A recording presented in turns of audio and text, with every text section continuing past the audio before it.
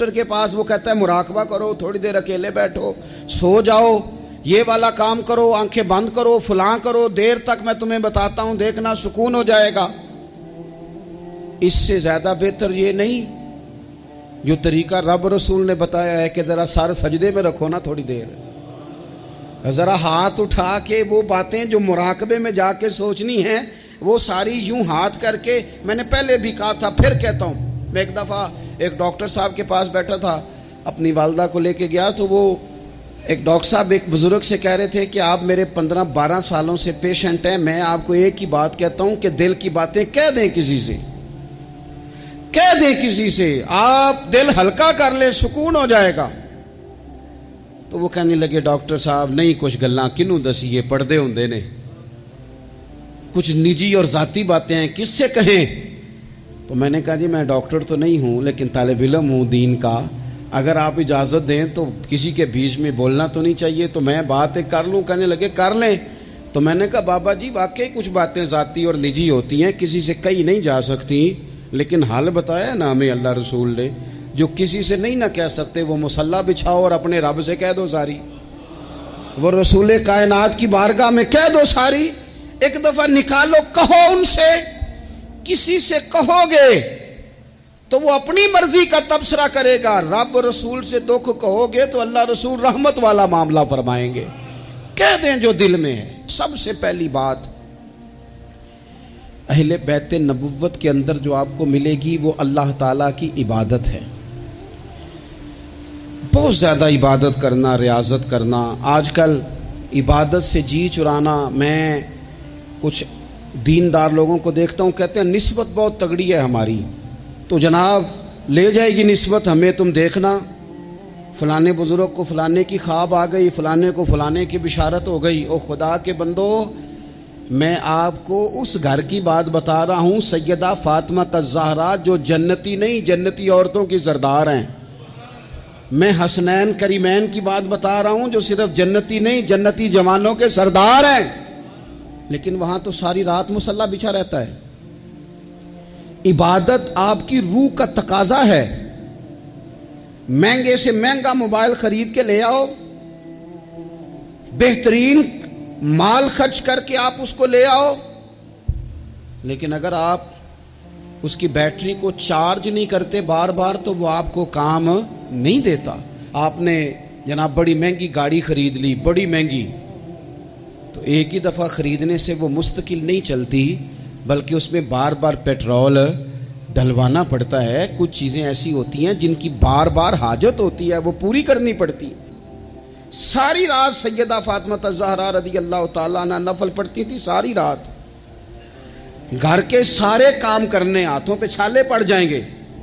آج کسی غریب ترین آدمی کی بیٹی بھی اتنا کام نہیں کرتی کہ چھالے پڑ جائیں، حالانکہ دکھ پھر بھی بڑے زیادہ ہیں۔ آپ جس سے بھی کہیں گے وہ کہیں گے بیٹی بڑی تکلیف میں ہے، روتی بڑا ہے، لیکن اتنی مشقت کوئی بھی نہیں کرتی۔ اتنی محنت کے باوجود رات کو عبادت ہے، تقویٰ ہے۔ حضرت عبداللہ ابن زبیر نے حضرت امام حسین کی شہادت کے بعد جب خطاب کیا تو اہل کوفہ کے وہ لوگ جو تلواریں لے کے نکلے تھے، آپ ان سے فرمانے لگے کوفیو تم نے پتہ ہے کس شخص کو قتل کیا ہے؟ میں حسین ابن علی کو جانتا ہوں، میں نے اپنی آنکھوں سے دیکھا ہے۔ یہ ذرا حضرت عبداللہ ابن زبیر کے جملے ہیں۔ فرمانے لگے میں نے انہیں دیکھا ہے، وہ لمبے لمبے سجدے کرتے تھے، وہ لمبا رکوع کرتے تھے، لمبا قیام کرتے تھے، وہ اکثر نفلی روزے رکھتے تھے۔ کثرت سے عبادت اہل بیت کا طریقہ ہے۔ کچھ سجدوں کا ذوق بنائیں، کچھ مزاج بنائیں عبادات کا۔ دوسری بات اہل بیت نبوت کے اندر جو بڑی اہم اور بڑی خاص تھی وہ تھی اللہ کی مخلوق کی خدمت۔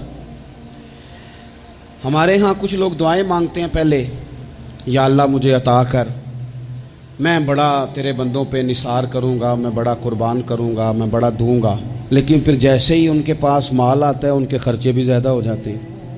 اللہ نے وسعت دے دی ہے، بڑا مال دیا ہے، گاؤں والے گھر سے شہر والے گھر آ گئے، اب مال تو اور زیادہ ہے، کہاں خرچ کریں؟ تو ٹھیک ہے، امام حسین فرمایا کرتے تھے ایک لمحے کے لیے، یہ سنو میرے امام کا قول، فرمایا کرتے تھے ایک لمحے کے لیے کسی غریب کی مدد کر، اللہ پورا مہینہ نفلی اعتکاف بیٹھنے سے تجھے زیادہ ثواب عطا فرمائے گا۔ کسی کے آنسو پوچھ، کسی کے آنسو پوچھ، غم حیات کے ماروں کا احترام کرو، غم حیات کے ماروں کا احترام کرو، غم حیات کے ماروں کا۔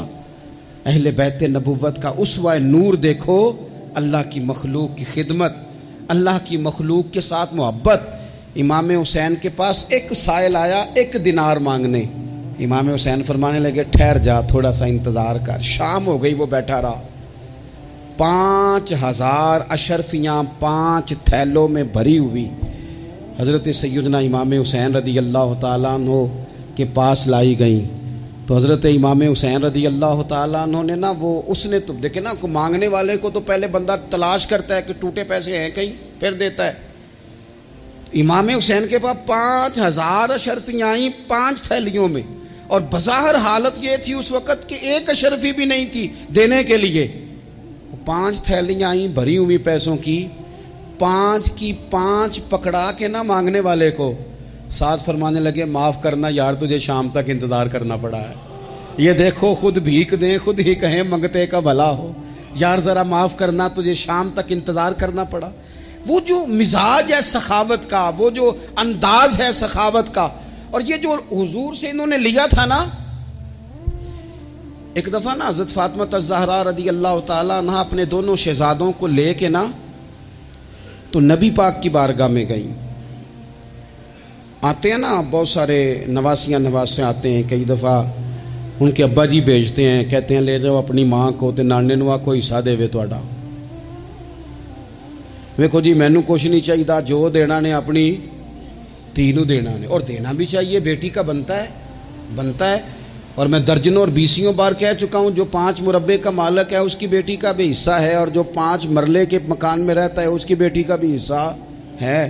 اور وہ بھی بڑے سمجھدار ہیں، جن سے حصہ مانگا جاتا ہے وہ کہتے ہیں تیرا بیاہ نہیں کیا، تیرا کہاں سے حصہ آ گیا، لے جا حصہ، پھر میرا مرے کا منہ نہ دیکھنا۔ تو میرا اس بیٹی سے مشورہ ہے کہ دیکھنا بھی نہیں چاہیے ایسے ظالم کا منہ، رہنے دو۔ جو شریعت کے اصول کی مخالفت کرے اور بیٹی کو حصہ نہ دے، نہ دیکھو منہ اس کا، کوئی ضروری ہے دیکھنا، لیکن حصہ لو۔ یہ وہ حصہ ہے جائیداد میں جو اللہ نے مقرر کیا ہے، اللہ کے رسول نے مقرر کیا ہے۔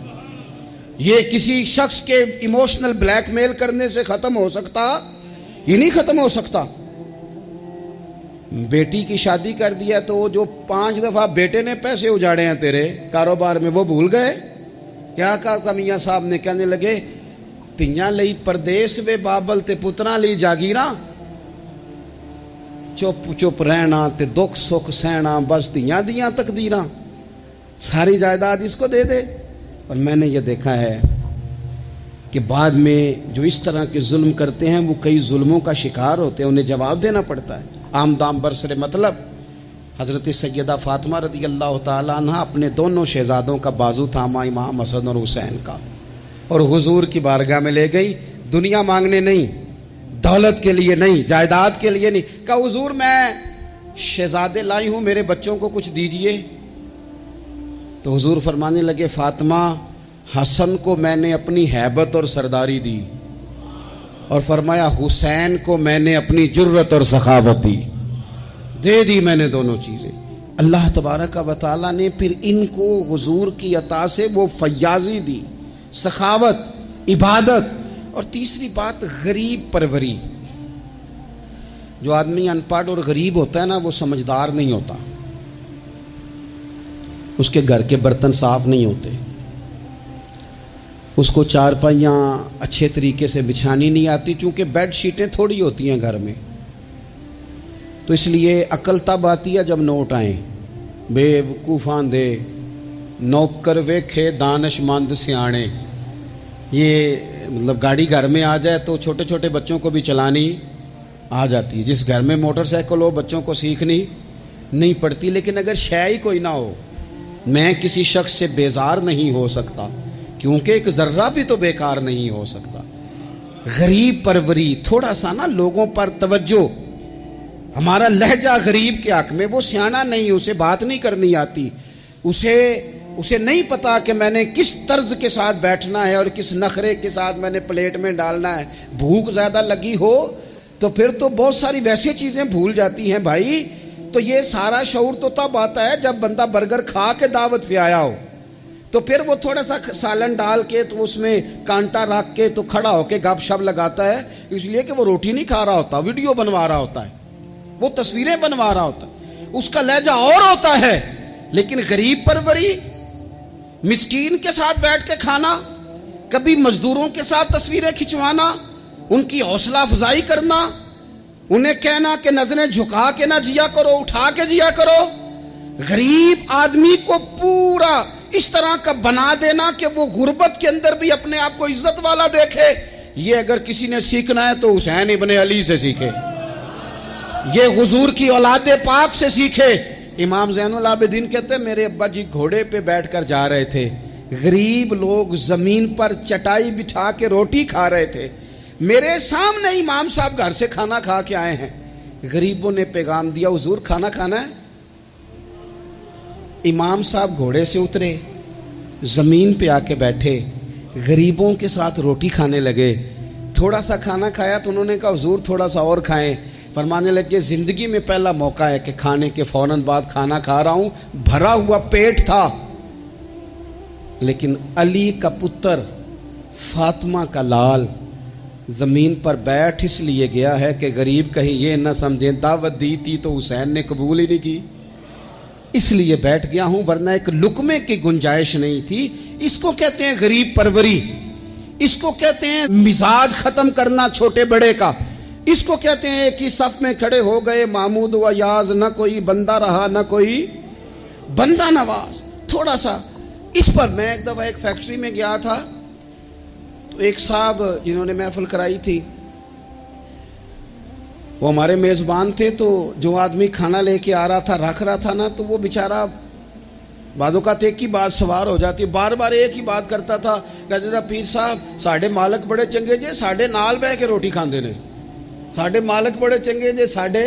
اس کے ذہن پر یہ بات سوار تھی, حالانکہ کون سی کوئی بڑی بات ہے, لیکن وہ ایک ہی بات بار بار دہرایا جا رہا تھا. پانی رکھ کے گیا, ٹیبل صاف کر کے گیا, کھانا دیکھ, ایک ہی بات, جی تے سارے دے نال بہ کے روٹی کھاندے جے.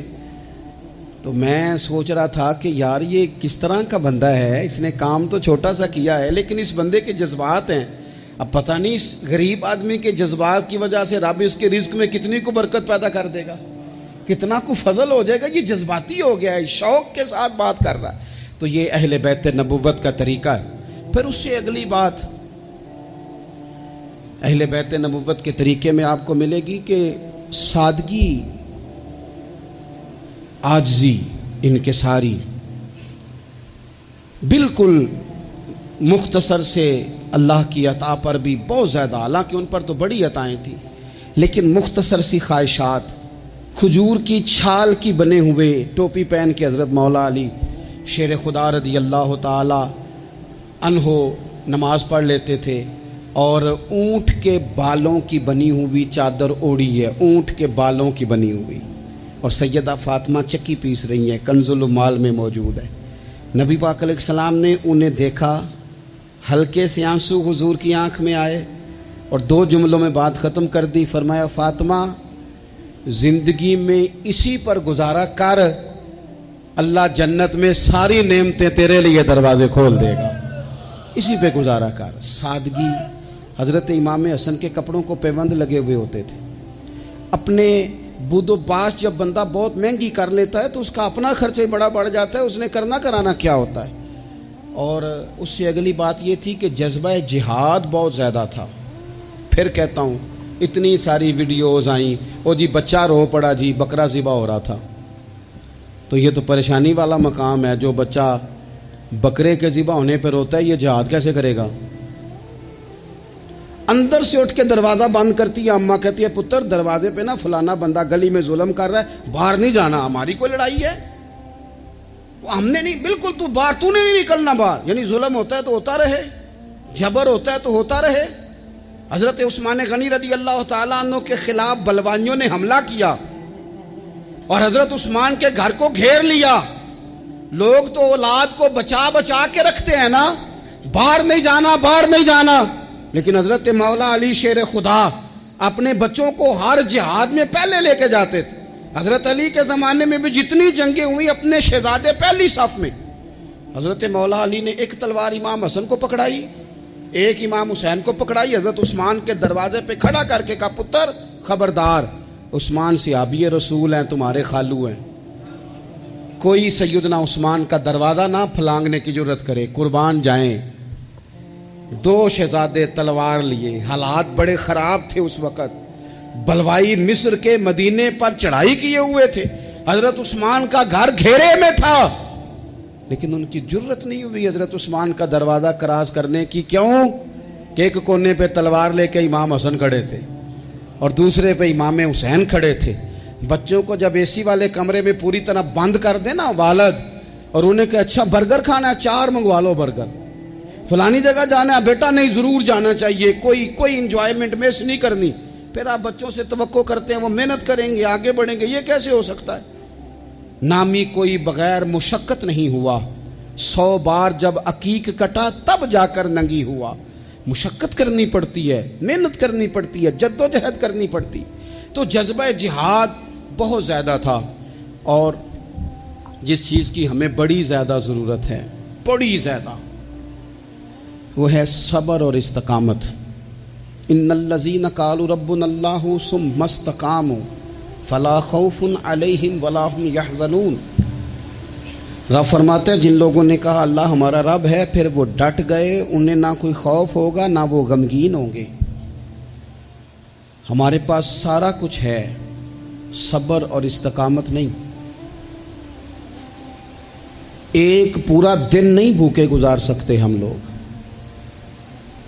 ایک ذرا سی ٹینشن آتی ہے، ایک ٹینشن تو لوگوں کو میں نے دیکھا ہے کہ زندگی کی ساری خوشیاں داؤ پہ لگا دیتے ہیں. ہمیں بالکل صبر کرنا نہیں آتا. 100 سے زیادہ مرتبہ کم و بیش قرآن پاک نے صبر کا حکم دیا ہے. بار بار کہا صبر کرو، صبر کرو، صبر کرو. ہے ہی نہیں، مزاج ہی نہیں. تڑپتے، لڑتے، ناراض ہوتے، بگڑتے، پریشان ہوتے، جلد باز لوگ. ایک عجیب سی معاشرے کے اندر کھینچا تانی ہے، چونکہ حوصلہ نہیں، صبر نہیں، استقامت نہیں. ایک بندہ آج ایک فیصلہ کرتا ہے، سویرے وہ فیصلہ بدل دیتا ہے. کل وہ کسی کے بارے میں کچھ اور کہہ رہا تھا، آج کچھ اور کہہ رہا ہے. ہمارے مزاجوں میں استقامت نہیں، ٹھہراؤ نہیں، ہمیں ٹھہرنا نہیں آتا. حالانکہ نبی پاک علیہ السلام نے فرمایا ہے اللہ کو وہ کام زیادہ پسند ہے جو تھوڑا کیا جائے پر روز کیا جائے. پتھر پہ پانی پڑے متصل تو بے شبہ گھس جائے پتھر کی سل. پتھر میں کبھی کوئی چیز سوراخ نہیں کر سکتی، اور پانی تو سوراخ کر ہی نہیں سکتا. نوجوانوں، پانی پتھر میں سوراخ، لیکن اگر پانی ہو مستقل مزاج اور ایک ایک قطرہ گرتا ہی رہے، گرتا ہی رہے، گرتا ہی رہے، گرتا ہی رہے، تو دیکھ لینا تم نے فرش لگوایا ہوتا ہے، سیمنٹ اور بجری ڈالی ہوتی ہے، پر اگر مستقل گرے تو پتھروں میں بھی پانی سوراخ کاری دیتا ہے. شرط یہ ہے کہ مستقل مزاجی ہو. بہت سارے لوگ آ کے کہتے ہیں جی میں جو کام بھی شروع کرتا ہوں نا میرا پورا نہیں ہوتا، ختم ہو جاتا ہے. تو میں کہتا ہوں یہی تو مسئلہ ہے، آپ جو کام بھی نہ شروع کریں، آپ ایک ہی کام شروع کریں، جو نہ شروع کریں. جب ہر ہفتے آپ نے نیا کام کرنا ہے تو پھر تو گئے آپ کام سے. ایک کریں، آپ اسی کو صحیح کر کے کریں. استقامت فی الدین، صبر. حالات میرے اور آپ کے ٹھیک کرنے سے کبھی ٹھیک نہیں ہوتے. ایک دفعہ بہت زیادہ آزمائش تھی ایک دوست پر، وہ بڑے پریشان تھے، تو ہمارے بزرگوں کے پاس بیٹھے تھے، تو بڑی وہ بے چینی کا مظاہرہ کر رہے تھے کہ حضور کیا کروں، کدھر جاؤں، فلاں مسئلہ ہو گیا. تو بزرگوں نے بڑی عجیب، بڑی خوبصورت، بڑی انوکھی بات کی. کہنے لگے پتر، جلد بازی کرنے سے روزہ جلدی نہیں کھلتا، روزہ مغرب کے ٹائم جا کے ہی کھلنا ہے. اگر جلد بازی کرو گے بھی تو اس نے کھلنا مغرب کے ٹائم ہی ہے. فرمانے لگے حالات خراب ہو گئے ہیں، بہت بے صبری کرنے سے، بہت رونے سے، بہت لوگوں کو بتانے سے، بہت واہ ویلا کرنے سے یہ ٹھیک نہیں ہوں گے، الٹا لوگ تمہارا تماشا دیکھیں گے. بہتر یہ ہے کہ تم صبر کرو، انتظار کرو، استقامت کے ساتھ ڈٹ جاؤ. شرط کیا ہے زندگی میں؟ صرف شرط ایک ہے کہ آپ اپنے ضمیر سے پوچھ لیں کہ آپ سچے ہیں کہ جھوٹے ہیں۔ اگر آپ سچے ہیں تو پھر ذرا صبر کریں، انتظار کریں، حالات ٹھیک ہو ہی جائیں گے۔ 3 دن 3 راتیں، ذمہ داری سے کہہ رہا ہوں، 1 دن اور 1 رات ہمارے گھر روٹی نہ پکے تو پورے گاؤں میں رو رو کے کوئی حال نہیں ہوتا، پورے شہر میں شور مچ جاتا ہے کہ آج جناب سبزی کو پیسے نہیں، حد ہو گئی، اوہو اتنی غربت، اتنی آزمائش۔ 3 دن اور 3 راتیں کربلا کے میدان میں امام حسین کے خیمے میں نہ روٹی تھی نہ پانی تھا، نہ روٹی نہ پانی، لیکن قرآن پاک کی تلاوت 1 منٹ کے لیے بھی بند نہیں ہوئی، نماز قضا نہیں ہوئی۔ کسی طور بھی ان لوگوں نے کسی بے صبری کا مظاہرہ نہیں کیا۔ ان سے صبر سیکھیں، استقامت سیکھیں، تھوڑا سا رکیں، تھوڑا سا انتظار کریں۔ بہت جلدی ہے، بہت جلدی ہے، بہت جناب ہمیں فٹافٹ فلانا کام چاہیے۔ امام حسین نے پورا کنبہ شہید کرا دیا تھا، لیکن یزید 4 سال حکومت پھر بھی کر گیا تھا۔ ارد گرد کے حالات فوری طور پہ تبدیل نہیں ہوئے، لیکن پوری دنیا گھوم کے دیکھ لو، تمہیں کوئی یہ نہیں کہتا ہوا نظر آئے گا کہ میں یزید کی اولاد میں سے ہوں، حالانکہ وہ تو 4 سال حکومت کر گیا تھا۔ حالات، وقت تقاضا رکھتا ہے کہ وہ اپنے ٹائم پہ جا کے چیزیں بدل جایا کرتی ہیں۔ وہ ایک شخص سے کسی نے کہا تھا کہ جناب آپ اتنا زیادہ بات کرتے ہیں، تربیت کی کوشش کرتے ہیں، لوگ اثر تو کرتے نہیں۔ تو انہوں نے بڑی انوکھی بات کی، کہنے لگے میرے بعد مجھے چاہے گا زمانہ سارا اور میرے بعد تحقیق کرے گی دنیا، کب میرے بعد مجھ پر ریسرچ ہوگی، دیکھنا میری ایک ایک بات پر کتابیں لکھی جائیں گی، کیونکہ ہمارے بعد اندھیرا ہی رہے گا محفل میں، بڑے چراغ جلاؤ گے روشنی کے لیے۔ تو ضروری نہیں کہ سویرے، تھوڑا سا زندگی میں حوصلہ، تھوڑا سا صبر، تھوڑی سی استقامت، لیکن شرط یہ ہے کہ آپ سچے ہوں اور مسلسل سفر کر رہے ہوں۔ آپ روک نہ جائیں، بیٹھ نہ جائیں، سپیڈ بریکر دیکھ کے ٹھہر نہ جائیں، مسلسل چلتے رہیں، کوشش کرتے رہیں، انتظار کرتے رہیں۔ ایک وقت آئے گا کہ حالات اور رخ اختیار کر جائیں گے۔ آخر میں پھر ایک بات کرتا ہوں، کوئی سازش نہ کرے، آپ کسی سازش پر توجہ نہ دیں۔ یہ صحابہ اور اہل بیت، یہ ایمان ہے۔ ایمان دل میں جاگزی کیا جاتا ہے، ایمان پر بحث نہیں کی جاتی، یہ ایمان ہے۔ ان کی محبتیں، کچھ لوگوں کی باتیں یاد رہ جاتی ہیں۔ ایک بزرگ نے مجھے بات سنائی، مجھے یاد رہ گئی، پیر سید فیض الحسن شاہ صاحب، آل و مہار شریف والے پیر صاحب، عالم بھی بڑے تھے، درویش بھی بڑے تھے، خطیب بھی بڑے تھے۔ تو وہ ایک دن نہ صحابہ اور اہل بیت کا پیار بیان کر رہے تھے، سید تھے، تو مرید ہیں وہ سلسلہ نقشبندیہ سے، چورا شریف کے ساتھ ان کا نسبت کا رشتہ ہے۔ تو نقشبندی اپنا سلسلہ طریقت حضرت صدیق اکبر رضی اللہ تعالیٰ عنہ سے بیان کرتے ہیں۔ تو شاہ صاحب بڑی تقریر کر کے نا صحابہ اور اہل بیت کی آپس کی بڑی محبت بیان کر کے، رحماء بینہم پر بڑی تقریر کر کے، کیونکہ ان کو بات کرنی آتی تھی تو جوش جذبات میں تڑپ گئے، کہنے لگے سنو بھائی، یہ تو دلائل تھے، اب میں اپنی بات کرتا ہوں۔ کہنے لگے میں سید ہوں، میں پیر ہوں، میرا باپ سید، دادا سید، نانا سید۔ فرمانے لگے میں فاطمہ کا جگر پارا ہوں، علی کا بیٹا ہوں، پر میں مرید ابو بکر صدیق کا ہوں، میں مرید سیدنا صدیق اکبر کا ہوں۔